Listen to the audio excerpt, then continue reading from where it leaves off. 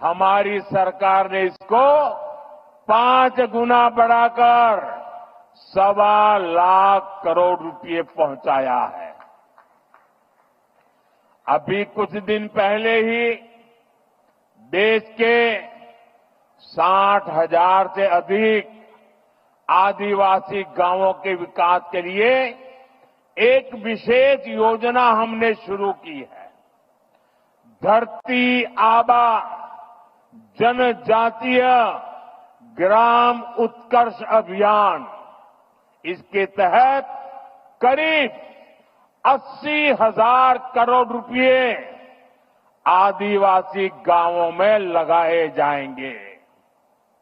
इसका मकसद आदिवासी समाज तक जरूरी सुविधाएं पहुंचाने के साथ साथ युवाओं के लिए ट्रेनिंग और रोजगार के अवसर बनाने का भी है।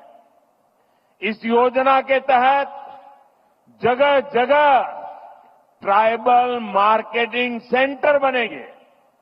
लोगों को होम स्टे बनाने के लिए मदद दी जाएगी, प्रशिक्षण दिया जाएगा। इससे आदिवासी क्षेत्रों में पर्यटन को बल मिलेगा और आज जो इको टूरिज्म की एक परिकल्पना बनी है, वो हमारे जंगलों में आदिवासी परिवारों के बीच में संभव होगा और तब पलायन बंद हो जाएगा, पर्यटन बढ़ता जाएगा। साथियों, हमारी सरकार ने आदिवासी विरासत को सहेजने के लिए भी अनेक कदम उठाए हैं।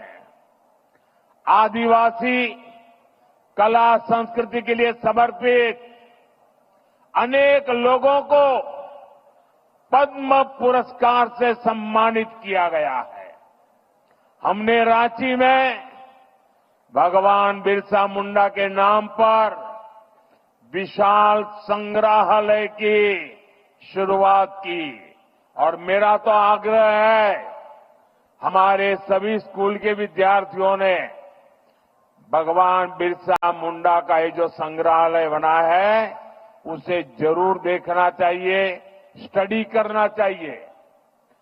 आज मुझे खुशी है कि आज मध्य प्रदेश के छिंदवाड़ा में बादल भोई म्यूजियम और मध्य प्रदेश में ही जबलपुर में राजा शंकर शाह, कुंवर रघुनाथ शाह संग्रहालय का उद्घाटन हुआ है। आज ही श्रीनगर और सिक्किम में 2 आदिवासी रिसर्च सेंटर का भी उद्घाटन हुआ है और आज ही भगवान बिरसा मुंडा जी की याद में स्मारक सिक्का और डाक टिकट जारी किए गए हैं। ये प्रयास देश को आदिवासी शौर्य और गौरव की निरंतर याद दिलाते रहेंगे। साथियों, आदिवासी समाज का भारत की पुरातन चिकित्सा पद्धति में भी बहुत बड़ा योगदान है। इस धरोहर को भी सुरक्षित किया जा रहा है और भावी पीढ़ी के लिए नए आयाम भी जोड़े जा रहे हैं। एनडीए सरकार ने लेह में national institute of Sowa Rigpa की स्थापना की है। अरुणाचल प्रदेश में north eastern institute of Ayurveda and folk medicine research को अपग्रेड किया गया है। डब्ल्यूएचओ का global centre for traditional medicine भी भारत में बन रहा है। इससे भी भारत के आदिवासियों की परंपरागत चिकित्सा पद्धति देश दुनिया तक पहुंचेगी। साथियों, जनजातीय समाज की पढ़ाई, कमाई और दवाई, इस पर हमारी सरकार का बहुत जोर है। आज डॉक्टरी हो, इंजीनियरिंग हो, सेना हो, एरोप्लेन पायलट हो, हर प्रोफेशन में आदिवासी बेटे बेटियां आगे आ रहे हैं। ये सब इसलिए हो रहा है क्योंकि बीते दशक में स्कूल से लेकर उच्च शिक्षा तक आदिवासी क्षेत्रों में बेहतर संभावनाएं बनी है। आजादी के 6-7 दशक बाद भी देश में एक ही सेंट्रल ट्राइबल यूनिवर्सिटी थी। बीते 10 सालों में एनडीए ने, इस सरकार ने 2 नई सेंट्रल ट्राइबल यूनिवर्सिटी देश को दी है।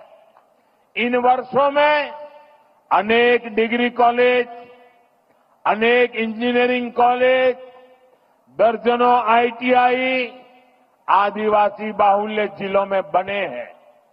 बीते 10 साल में आदिवासी जिलों में 30 नए मेडिकल कॉलेज भी बने हैं और कई मेडिकल कॉलेज पर काम जारी है। यहां जमुई में भी नया मेडिकल कॉलेज बन रहा है। हम देश भर में 700 से अधिक एकलव्य स्कूलों का एक मजबूत नेटवर्क भी बना रहे हैं। साथियों, मेडिकल, इंजीनियरिंग और टेक्निकल शिक्षा में आदिवासी समाज के सामने भाषा की भी एक बहुत बड़ी समस्या रही है। हमारी सरकार ने मातृभाषा में परीक्षा के विकल्प दिए हैं। इन फैसलों ने आदिवासी समाज के बच्चों को नया हौसला दिया है, उनके सपनों को नए पंख लगाए हैं। साथियों, बीते 10 साल में आदिवासी नौजवानों ने स्पोर्ट्स में भी, खेलकूद में भी कमाल किया है। इंटरनेशनल टूर्नामेंट में भारत के लिए मेडल जीतने वालों में ट्राइबल खिलाड़ियों का बहुत बड़ा योगदान है। आदिवासी युवाओं की इस प्रतिभा को देखते हुए जनजातीय क्षेत्रों में खेल सुविधाओं का विस्तार किया जा रहा है। खेलो इंडिया अभियान के तहत आधुनिक मैदान, स्पोर्ट्स कॉम्प्लेक्स आदिवासी बाहुल जिलों में बनाए जा रहे हैं। भारत की पहली नेशनल स्पोर्ट्स यूनिवर्सिटी भी मणिपुर में बनाई गई है। साथियों, आजादी के बाद 70 साल तक हमारे देश में बांस से जुड़े कानून बहुत सख्त थे। इससे आदिवासी समाज सबसे ज्यादा परेशान था। हमारी सरकार ने बांस काटने से जुड़े कानूनों को सरल किया। पहले ही की सरकार के समय सिर्फ 8-10 वन उपज, उस पर ही एमएसपी मिला करती थी। ये एनडीए सरकार ही है जो अब करीब 90 वन उपजों को एमएसपी के दायरे में लाई है। आज देश भर में 4000 से अधिक वन धन केंद्र काम कर रहे हैं। इनसे 12 लाख आदिवासी भाई बहन जुड़े हैं। उनको कमाई का बेहतर साधन मिला है। साथियों, जब से लखपति दीदी अभियान शुरू हुआ है, तब से करीब 20 लाख आदिवासी समाज की बहनें लखपति दीदी बन चुकी है। और लखपति दीदी का मतलब ये नहीं है कि एक बार 1 लाख, हर वर्ष 1 लाख रुपए के भी ज्यादा कमाई वो मेरी लखपति दीदी है। अनेक आदिवासी परिवार कपड़ों, खिलौनों, साज सज्जा के शानदार सामान बनाने के काम में जुटे हैं।